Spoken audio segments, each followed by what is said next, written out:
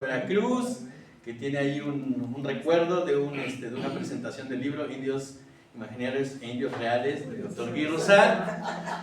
Y en ese sentido vemos que ya desde 1993 esos temas estaban ahí, ya poniéndose en boga y aquí sobre todo, ¿no? Que esa es la situación, ¿no? Pues bueno, ahí está. Pero vi que lo tengo que traer. ¿Salió al revés? Sí, salió invertido, me imagino.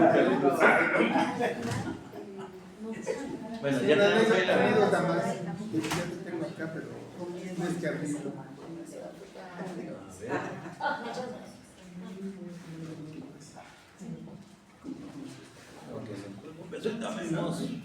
Tenemos que abrir la presentación.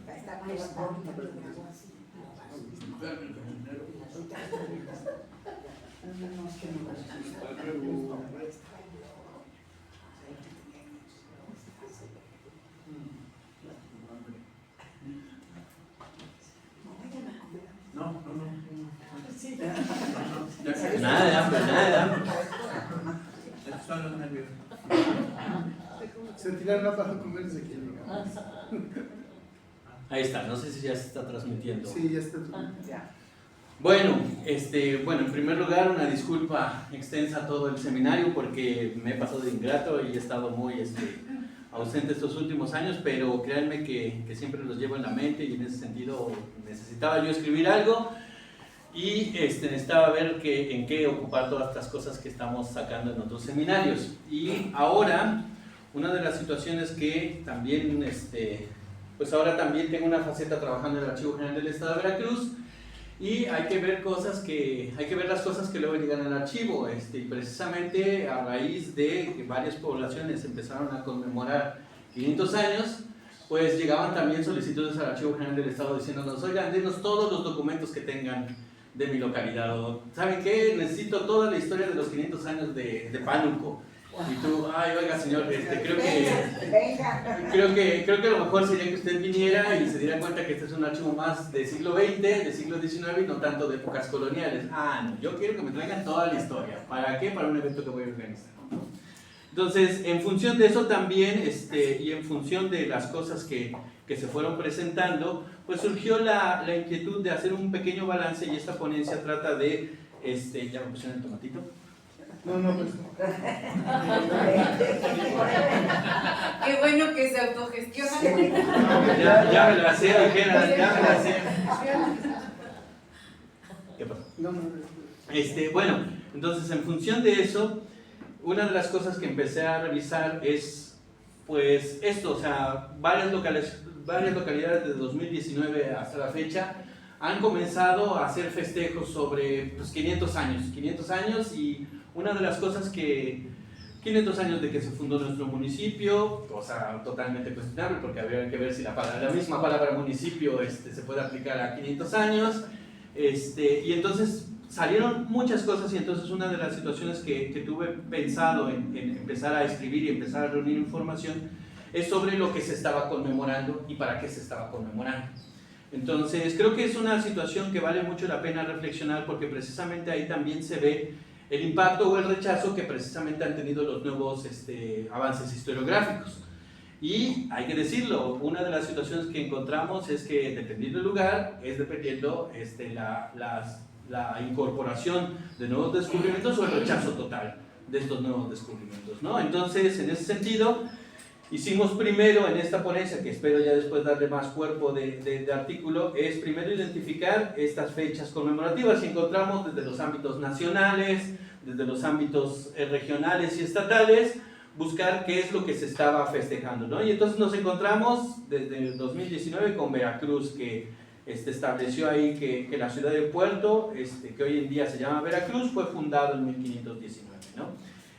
También tenemos las conmemoraciones de México con la muerte de Cuauhtémoc, la fundación de México Tenochtitlan, que se apuesta más, que se llama los 700 años y demás. También tenemos la cuestión de que en España también hubo conmemoraciones de diversos grupos en función de esto, de la conquista de México, pero en el caso de Veracruz vamos a encontrar cuestiones que tienen que ver con fundaciones de localidades. Por ahí la localidad Medellín en 2023 festejó 500 años de existir. Un lugar llamado Las Vigas aquí cerca de Jalapa. También Perote dijeron que tenían 500 años de existir. Ambos en 1525. Tenemos también que la Antigua levantó la mano para decir yo también tengo 500 añotes, y en ese sentido pues también, ¿no? Pánuco también se mencionó así. Y los que ya llamaron mucho la atención fueron, por ejemplo, localidades como Nogales, que está por la zona de Orizaba, que ese sí fue rudísimo porque Nogales declaró que tenía 500 años como municipio, y aparte festejó los 500 años de una boda. Que eso fue 500 años de una boda. Y ahorita van a ver qué boda. No sé si está transmitido. Bueno, aquí no lo ven, pero aquí sí está pasando. Entonces ahí sí no sé cómo está el asunto. Tenemos ahí un problema técnico, pero bueno, si quieren después les voy presentando las cosas. Ahora, en ese sentido, las conmemoraciones, si bien aludieron siempre a un tema histórico para invocar a ese medio milenio, más que difundir o relatar cuestiones históricas o de explicación históricas, fueron más en sí un conjunto de eventos culturales. Donde lo político y el amor al terruño actual sobre todo fue lo que resaltó. O sea, no se invocó a los 500 años y se invocó a la historia, pero solo como pretexto para resaltar lo que yo soy hoy en día. Entonces, en ese sentido es algo que se fueron viendo, ¿no?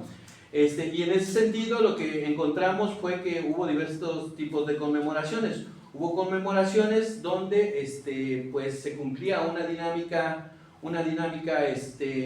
general, donde hubo sesiones solemnes de los cabildos, donde se develaron placas, donde hubo eventos gastronómicos, y lo que llama también la atención, o sea, se cumple 500 años y vamos a festejarlo con una verbena y un concierto masivo, ¿no? Entonces, eso también son partes.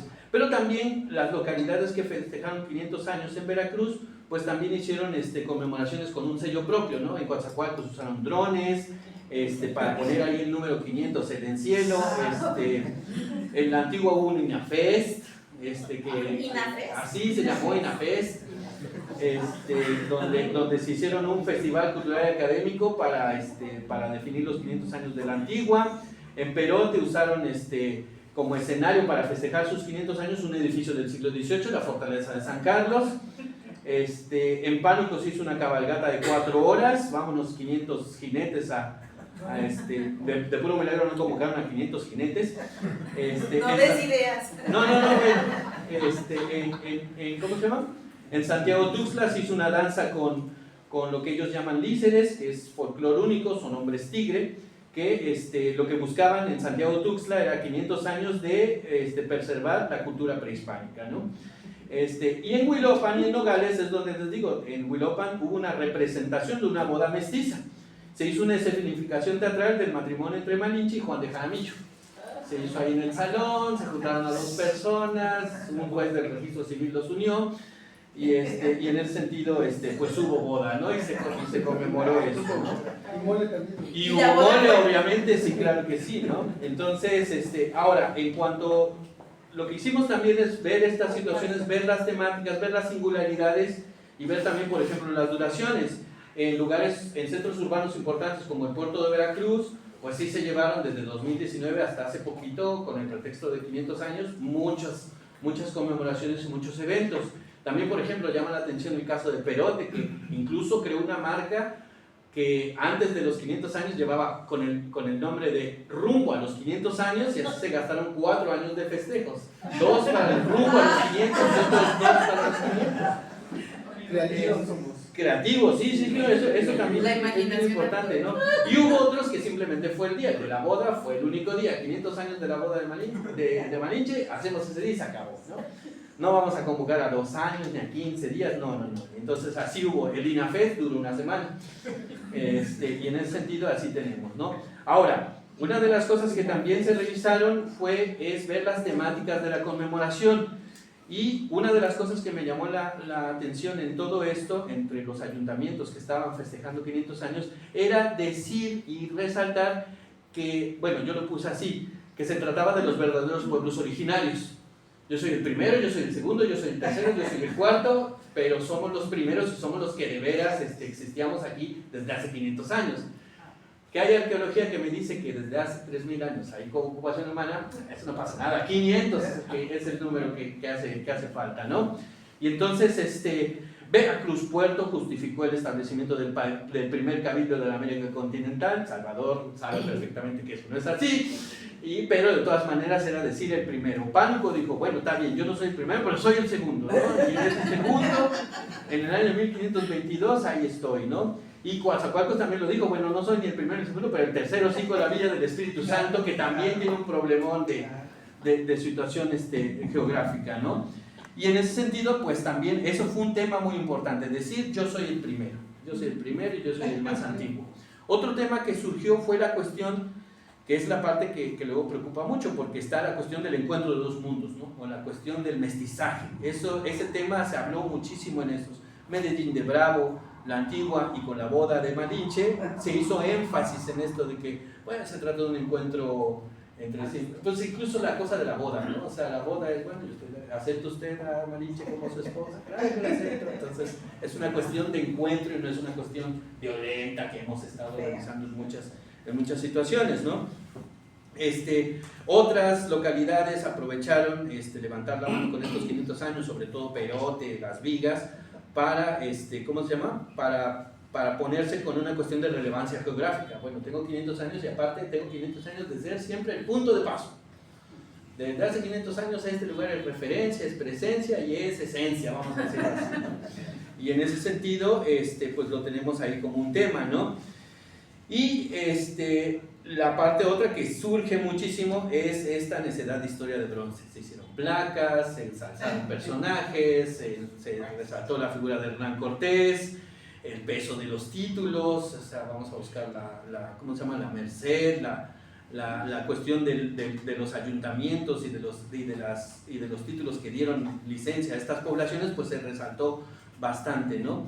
Y bueno, pues esto se me pasó un poquito a colación, pero es eso, ¿no? Todo eso iba enfocado al orgullo de ser los primeros en todo, ¿no? Eso se veía mucho, ¿no?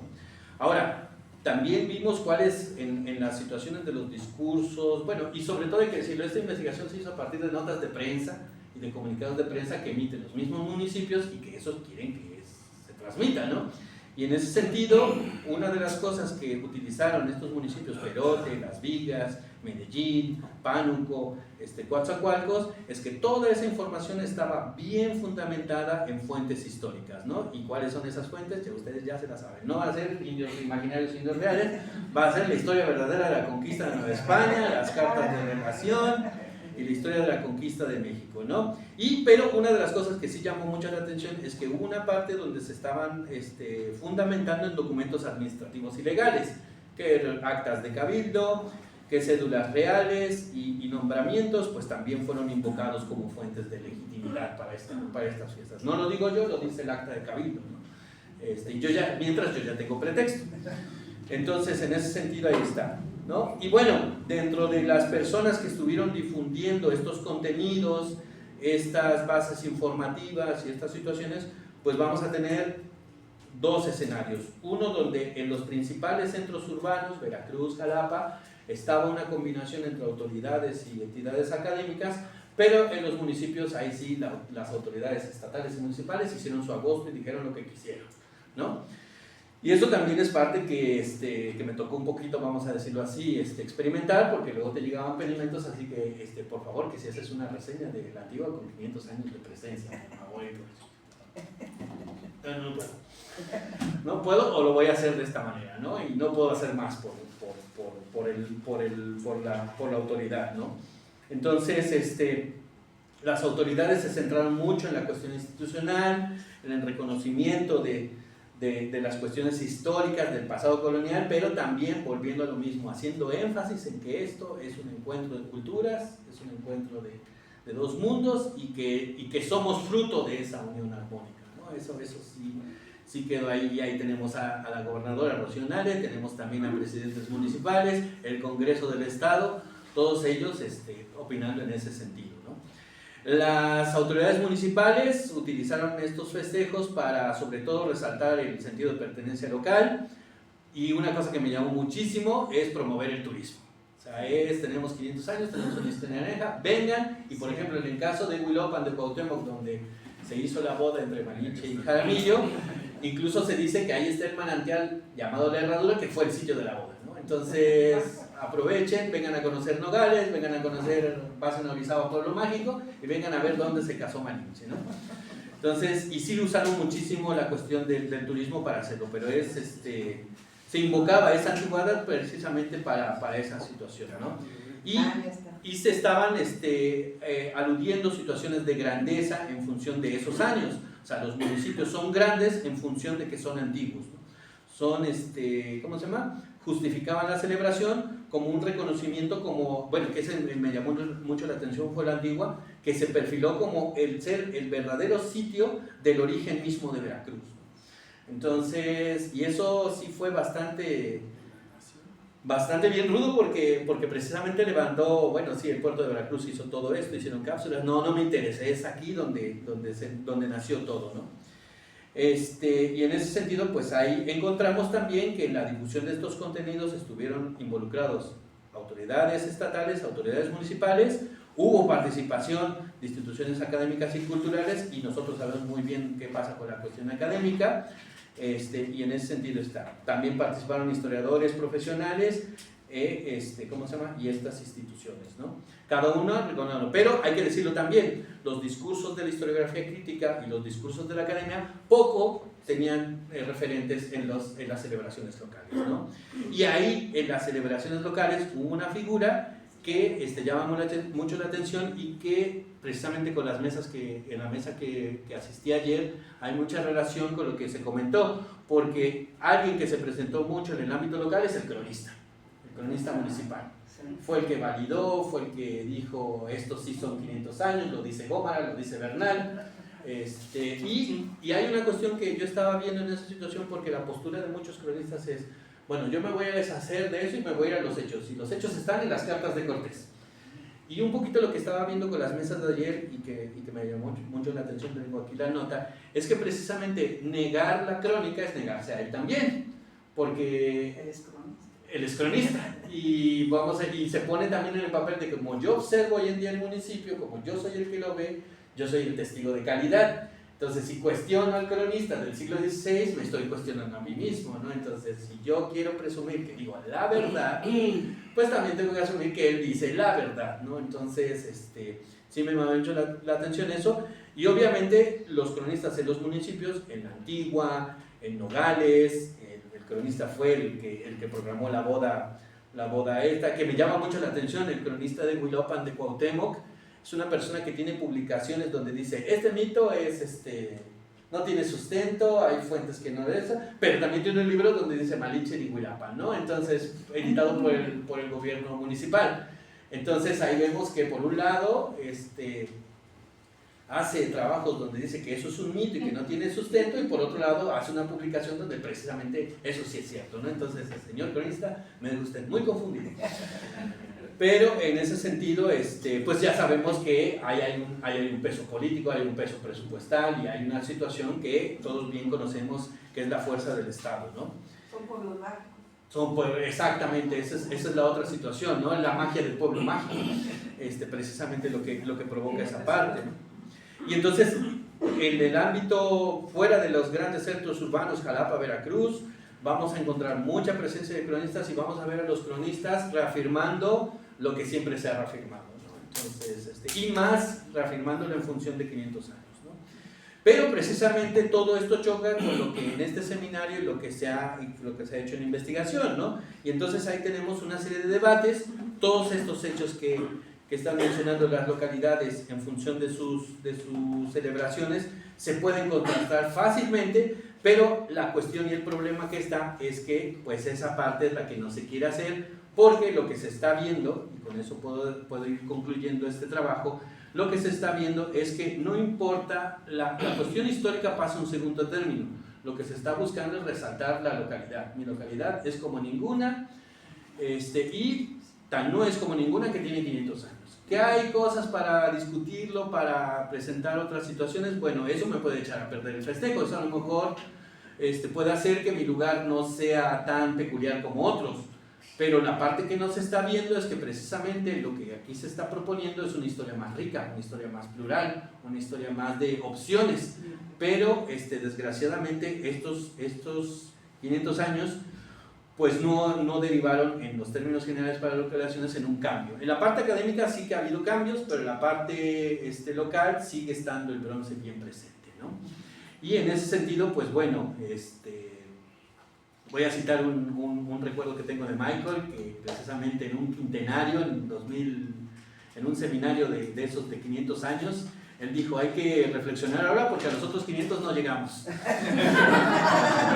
Entonces, lo tengo muy presente y precisamente en ese sentido el llamado es que precisamente hay que difundir más todavía, incorporarse a nuevas tecnologías y ver cómo le llegamos a esos municipios estos contenidos, porque sí es necesario esa tarea. Y la academia creo que sí tiene que replantearse precisamente que la cuestión urbana es muy bonita, pero hay que llevar estos contenidos a otros lados. Muchas gracias.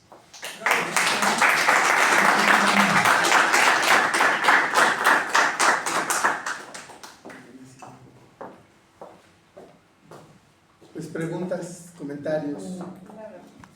Es increíble, Pablo, como, por ejemplo, yo revisé la serie Ancestras, para ver a Malinche cómo la pintaban, y pasa un poco lo mismo, lo que les contaba a ustedes, ¿no? Pocos historiadores, pero a los que convocan repiten la misma historia, lo que dijo, ¿verdad? También la investigación, no hay más que escuchar a los arqueólogos de Lina, ¿no? Que repiten lo mismo impresionantemente. O sea, no te creas que la academia ha cambiado mucho.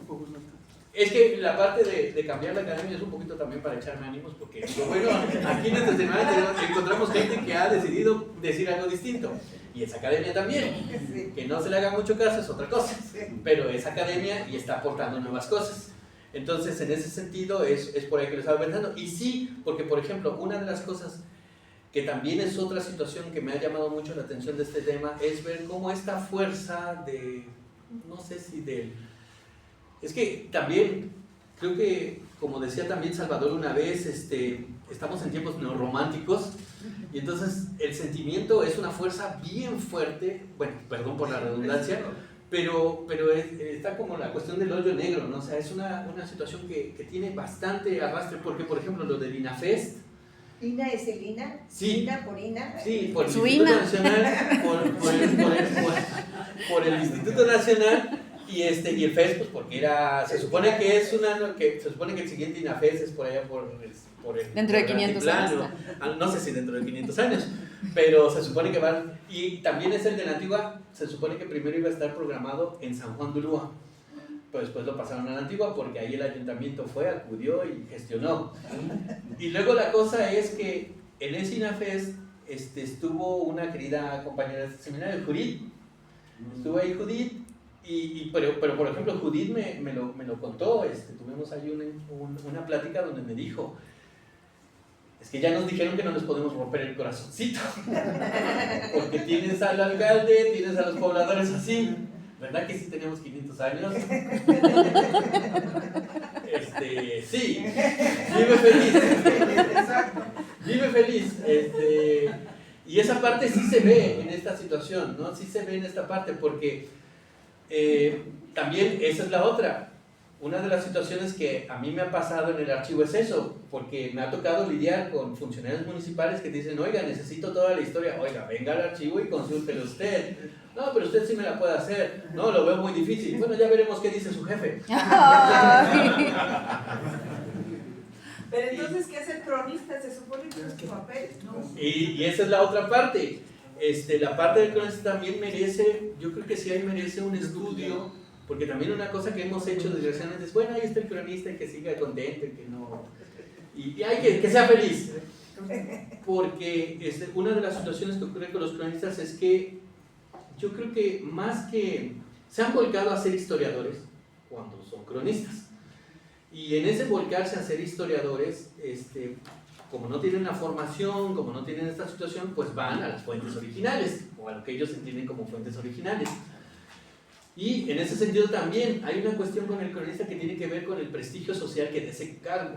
Y creo que esa parte también pesa mucho porque sienten ellos que no pueden quedar mal ante pues incluso hasta sus vecinos, pues, porque también en la realidad del cronista es que, bueno, yo, Pablo, puedo decir las cosas, está loco, pero el cronista sabe dónde vive.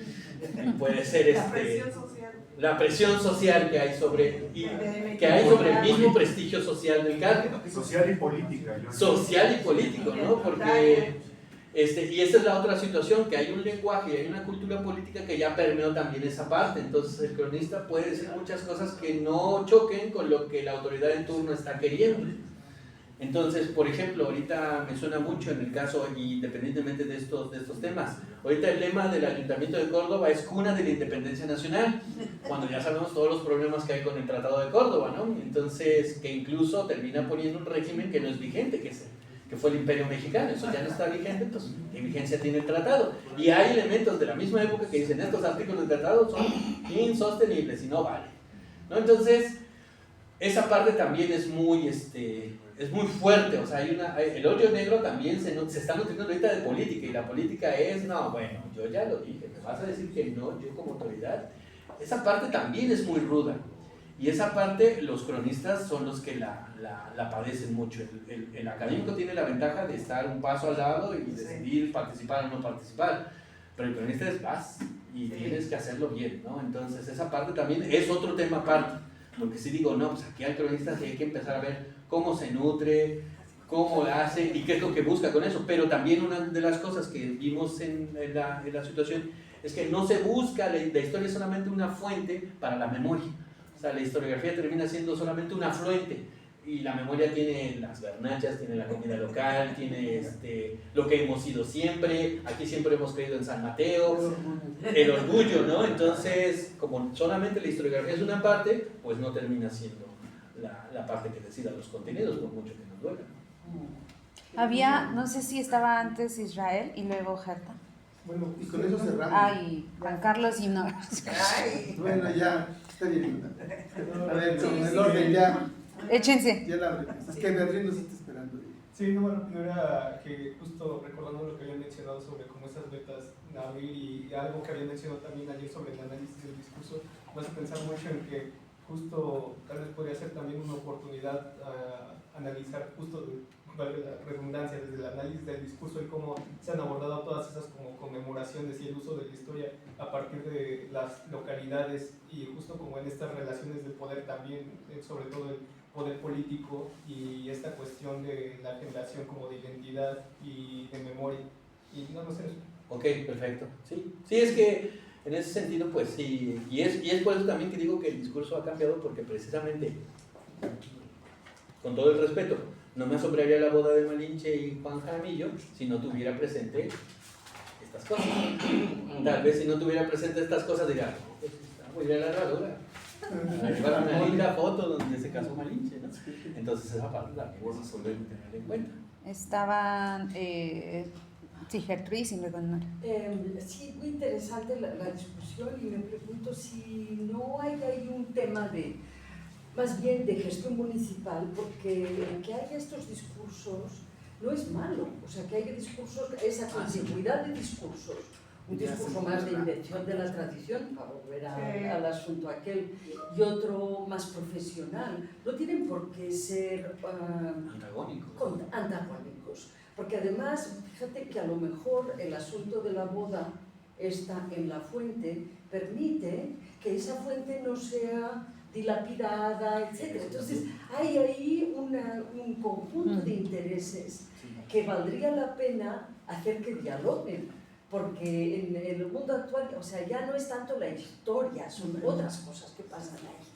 O sea, el aprecio del pueblo es otra cosa, el que haya empleo, el que tengan la gastronomía, que no sé cuánto, o sea, todo eso forma parte de lo mismo.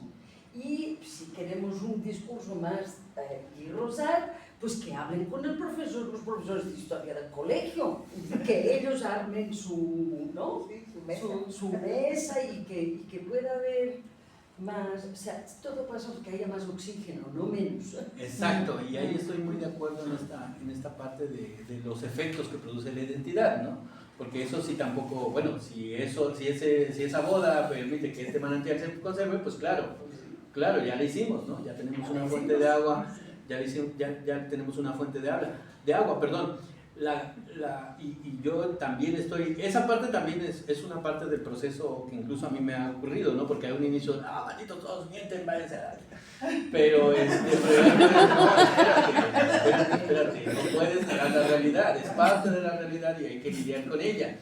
Ahora, la parte esta de que ellos se acerquen a los profesores, creo que esa sí sería difícil, porque lo que se ve es precisamente eso, el miedo a que el profesor me rompa ese encanto, ese sentimiento, porque me va a decir que no es cierto, me va a decir que estoy mal, me va a decir que mi labor no es trascendente, entonces, no, mejor no, porque hay que siga feliz. Ellos también aplican eso, hay que sigan ellos felices discutiendo y diciendo que todo es mentira, ¿no? Yo lo mío, entonces... Yo creo que hay que tallerear como tú haces, ¿no? Hay que tallerear. Sí, esa es la otra parte y ese es también el llamado a ir al territorio, ¿no? De ir al campo, a difundir y todas estas cosas, ¿no? Hay que entrarle al TikTok. Tú tienes competencia política, Sí. tienes pertenencia a familias, los derechos a otras familias. Ahí, lamentablemente, también es parte del debate político, los discursos. Está Ya Nora. vengo yo, más bien Juan Carlos. Nora y Juan Carlos. Sí, luego no. No, mejor platicamos después. Sí, Sí, conmigo. Bueno, está rápido, Beatriz, ¿no? ¿cómo te imaginas Sí, esto sobre este punto de hacer la difusión de una otra historia o unas muchas historias que desde luego es muy problemático en las localidades y en las comunidades cuando se enteran que la historia es otra, que la historia que se investiga académica, científica, es completamente diferente a lo que típicamente y tradicionalmente los cronistas pues divulgan, difunden, trabajan y se van moviendo en otro sentido, pues no puedo decir ni ahistórico ni antihistórico, pero sí es otro sentido del discurso de la historia. Y luego ya platicamos sobre Papantla. Sí, no. Papantla, ahí he visto también tus conferencias, he visto ahí cosas que dices, ay caray, vaya situaciones. Sí. Pero bueno, es una batalla muy, yo diría que es una, bueno, no sé por qué se me viene, ya me analizarán psicológicamente por qué invoqué a la palabra batalla, porque todavía creo que hay resabios de este antagonismo que está en mi cabeza. Pero creo que sí, tallereando, difundiendo y sobre todo yo creo que una de las partes que sí habría que ver es cómo ir con los jóvenes, porque precisamente mientras pues a los cronistas luego no los convences ni presentándole todas las evidencias, pero muchas veces le dices a un joven, oye, ¿sabes cómo fue el origen de tu municipio? No, perfecto, te voy a contar. Hay que llegar antes. Hay que llegar antes. Nora. Eso es otro, pero bueno, ya.